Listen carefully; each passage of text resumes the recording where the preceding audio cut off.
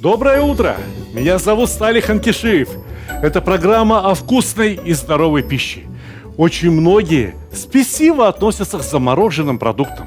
Считают, будто бы это что-то невкусное и не полезное. Но сегодня я докажу вам, что это совсем не так. Однако начинаем мы готовить, как обычно, с мяса. Причем не просто с мяса, а с телятины. 400 грамм телятины, 1 луковица, граммов 100, чайная ложечка соли. А помимо соли, куркума и черный перец. Куркумы пол чайной ложечки, а черный перец целая чайная ложка. Фарш как следует вымесить, чтобы из этого фарша получились очень вкусные фрикадельки. Фарш вымешивают не только для того, чтобы перемешать его с солью и перцем. Фарш вымешивают еще и для того, чтобы он приобрел некоторую клейкость, чтобы фрикадельки во время обжаривания не разваливались. Кто-то справедливо заметит: Сталик, фарш слишком постный, разве это будет вкусно? Будет вкусно, если обжарить на этом масле, да в хорошей сковородке. А сковородка у меня сегодня просто замечательная. Кухмара, нержавейка, София, сталь 18×10. Работает хоть на газовой плите, хоть на электроплите. И даже на индукционной плите. Отлично работает. Масло должно как следует покрывать дно. А фрикадельки необходимо запанировать. Можно в муке, но будет гораздо вкуснее, если сделать это в крахмале. Фрикадельки катаем маленькие, чуть крупнее вишенки.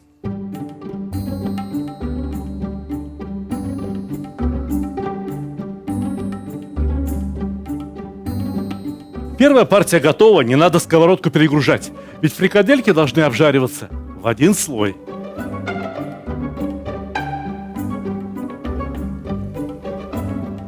Можно было бы, конечно, приготовить плов из мяса кусочками. Да-да, мы готовим сегодня именно плов.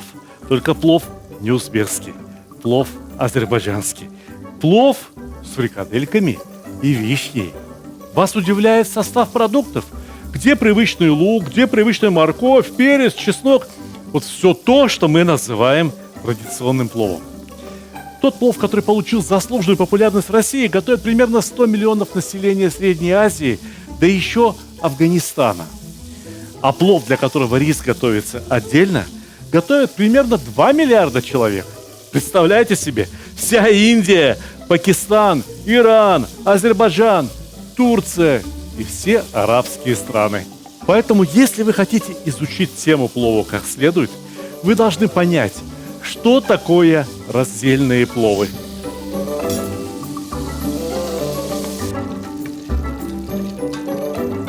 Ну вот и все.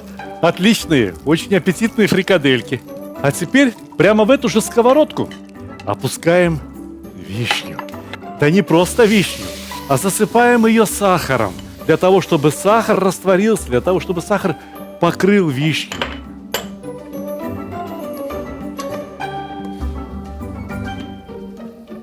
Весь дом заполнился чудесным ароматом вишни. Однако мне необходимо отделить вишню от сиропа. Сироп мне пригодится отдельно.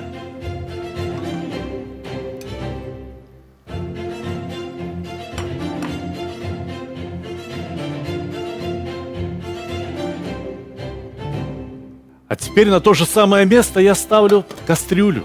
И кастрюля у меня тоже кухмара, тоже из нержавеющей стали и тоже называется София. В этой воде я буду варить рис. Здесь 4 литра воды, поэтому в него необходимо насыпать 4 ложки соли, без верха. Вот и все. Пусть вода закипает, а у нас есть другое важное дело. Мы должны заняться тыквой. Во-первых, с тыквы необходимо снять крышку. Я разрезаю тыкву едва ли не пополам.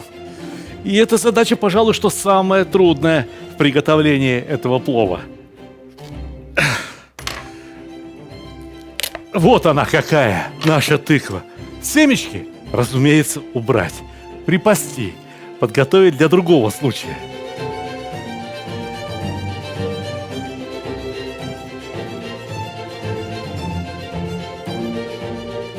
Тыква попалась отличная, очень мясистая и ароматная.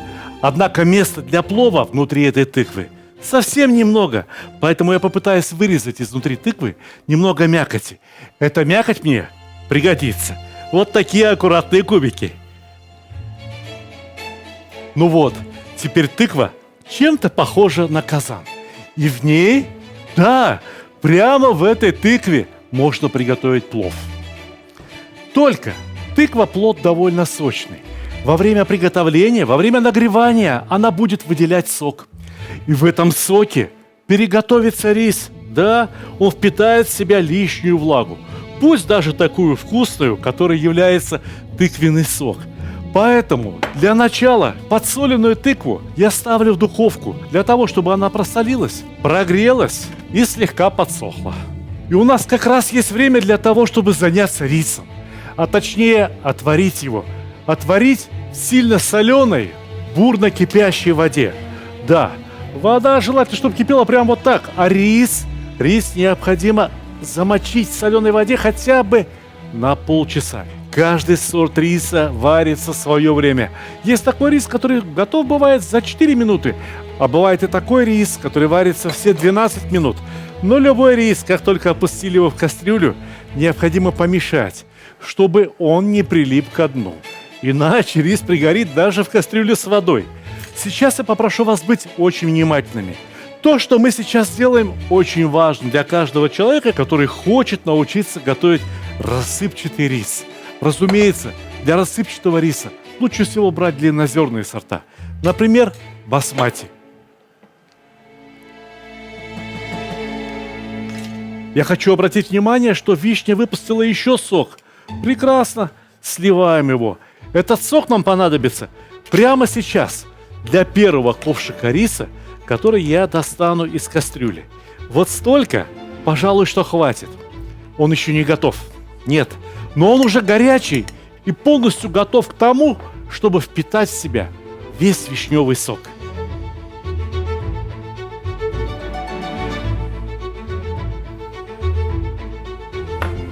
Посмотрите, какой замечательный цвет приобрел рис. Он сейчас постоит и впитает в себя весь вишневый сок. Ну а нам пора заниматься и остальным рисом. Кажется, и остальной рис вполне готов. Вынимаем, даем стечь максимальному количеству воды. Здесь у меня еще одно сито, и вся вода полностью стечет. Не случайно, по-азербайджански такой вид плова называется сюзьма плов, то есть плов, с которого все стекло. Розовый цвет у нас есть. Осталось позаботиться о цвете золотистом. Шафран. К шафрану щепотку соли и растереть в тончайший порошок. И этот порошок залить буквально ложкой другой горячей воды. А вот у нас вода. В кастрюле есть.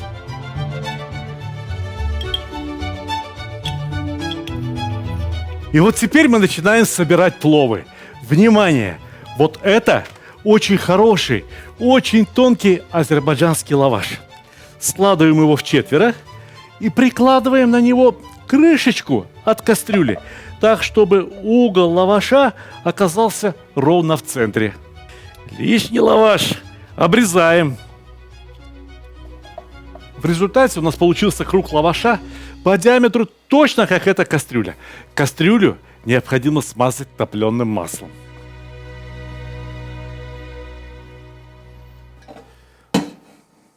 Поверх топленого масла лаваш.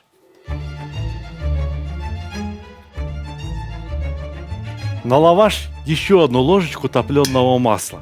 И поверх этого масла еще один слой лаваша.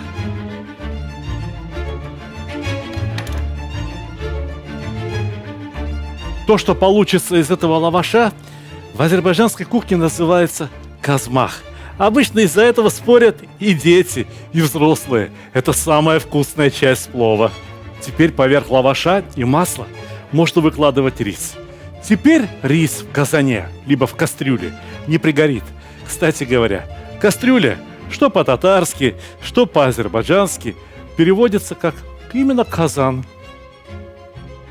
А вы знаете, зачем я заботился об этих кубиках тыквы? У нас один плов будет с тыквой. А второй плов будет в тыкве, но с вишней и с фрикадельками.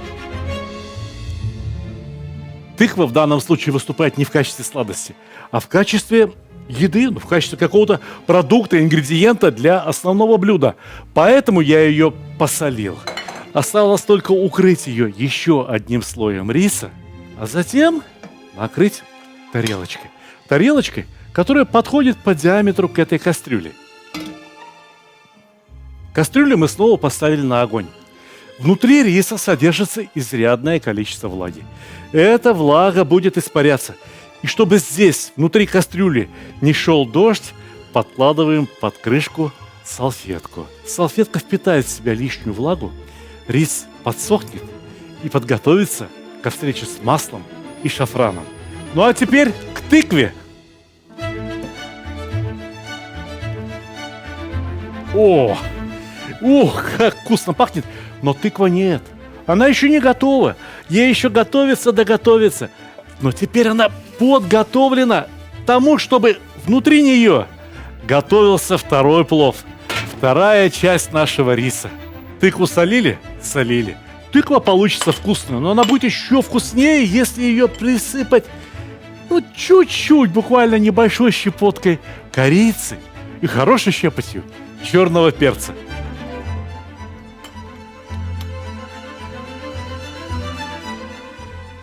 А на крышку сыпать я ничего не буду, потому что не хочу испачкать этот белоснежный рис. Прекрасный, очень красивый. Высыпаем первую шумовочку. Если где-то образовались комки, непременно их разбиваем. Теперь очередь мяса, а точнее мясных фрикаделек.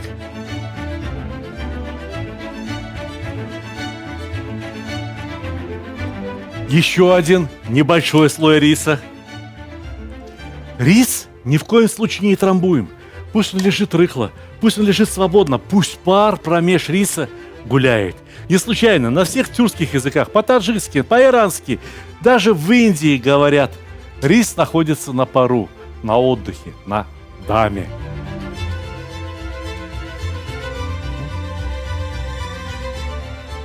А вот теперь в ход пойдет розовый рис, окрашенный вишневым соком.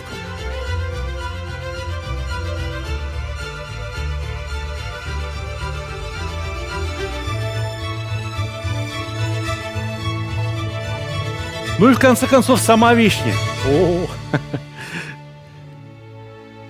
Сейчас я очень ярко представляю себе возмущение среди зрителей, которые никогда не пробовали мясные блюда, приготовленные с кислыми фруктами. Но в этом состоит вся суть, вся изюминка азербайджанской кухни. Поверьте мне, это очень вкусно. Ох, как горячо! Накрываем крышечкой. Вот она, все, готово. Отправляем на вторичное запекание. Теперь тыква должна простоять в духовке минимум час.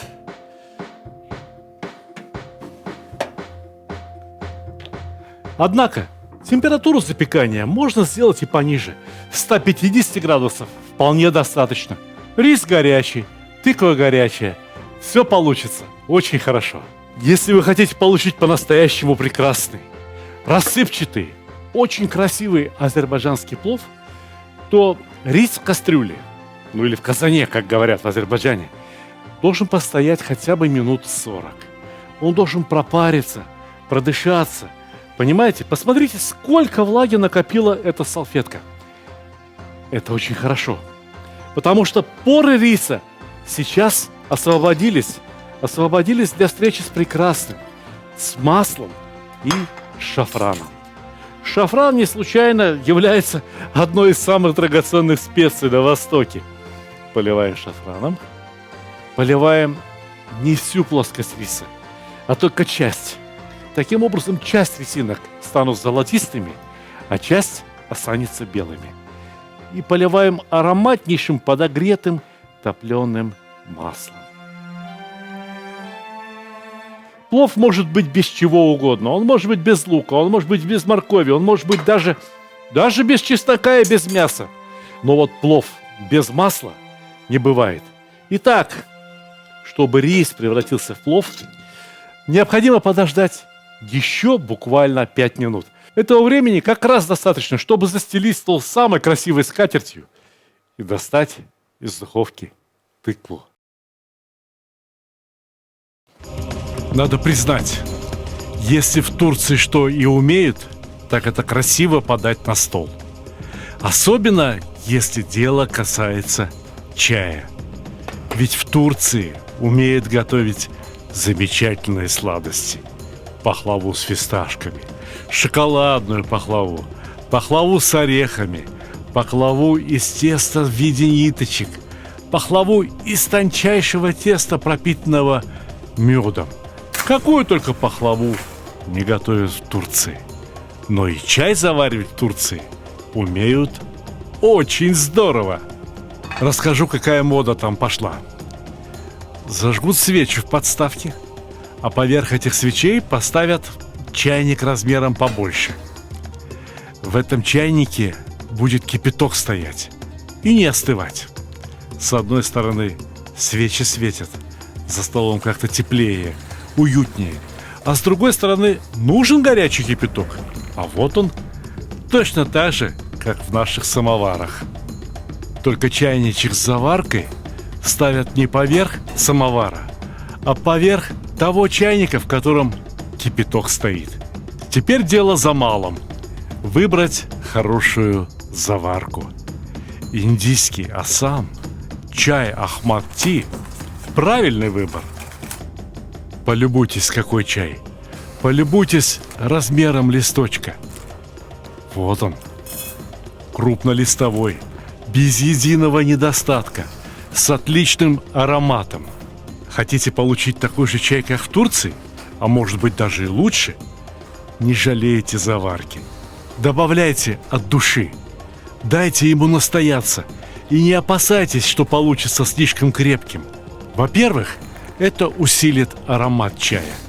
Первое из наслаждений. Во-вторых, в ожидании свидания тоже есть своя прелесть. Подождать чай, чтобы потом с наслаждением разлить его по маленьким хрустальным стаканчикам. А послушайте, звук какой!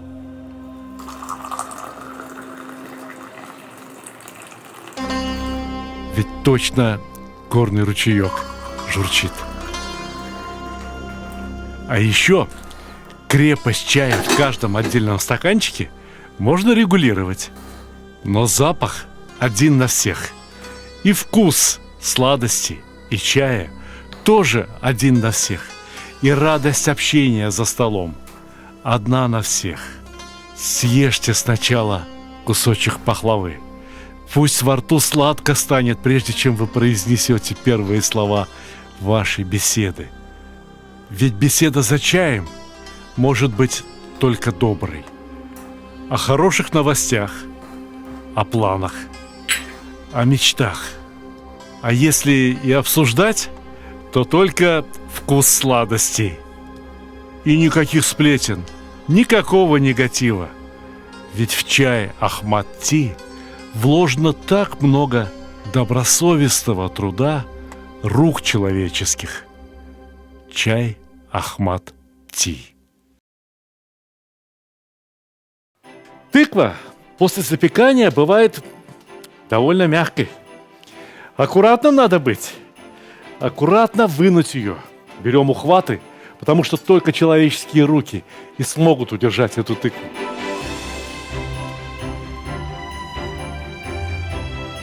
Опа-на! Идем сюда. Вы бы знали, какой запах источает эта тыква. Приоткроем? О! Но это же еще не все. У нас второй замечательный плов. Плов с тыквой. А что если подать оба плова на одном блюде? Не представляете себе, как это сделать так, чтобы пловы не слишком-то перемешивались? Смотрите внимательно. Сталик Ханкишиев все покажет. Аккуратно, очень аккуратно выкладываем плов, ни в коем случае не ломая нежнейшие резинки.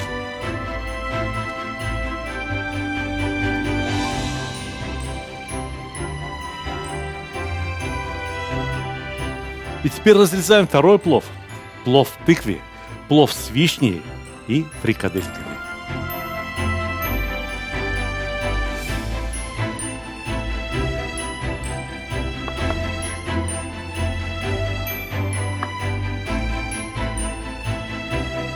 Ну, как он вам? Разве не красавец? Я хочу вот что сказать. Если кто-то решил сам себя ограничивать, что плов это только рис, морковь, лук, чеснок и мясо, то хорошо, не называйте это блюдо пловом. Сварите просто рассыпчатый рис с тыквой. Будет в нем еще и вишня, будут фрикадельки. Замечательно. А нет, так и просто рис с хорошим топленым маслом и с тыквой. Это чудо какое-то. Приятного вам аппетита!